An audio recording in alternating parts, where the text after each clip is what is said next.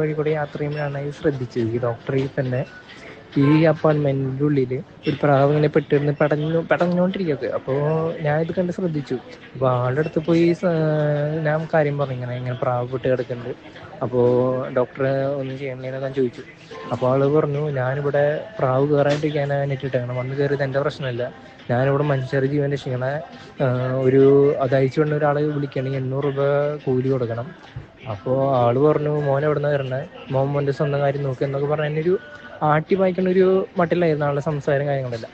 അപ്പൊ ഞാൻ ദേഷ്യം പാടുന്ന കാര്യങ്ങൾ പറഞ്ഞു, ഒരു 800 രൂപയാണ് താങ്കളുടെ ജീവന് വില കൊടുക്കണേ, ഒരു മിണ്ടാൻ പ്രാണിയില്ല, അതിനൊന്നും അയച്ചു വിടണ ഇത്ര എന്നിട്ട് ചെലവെന്ന് ചോദിച്ചു.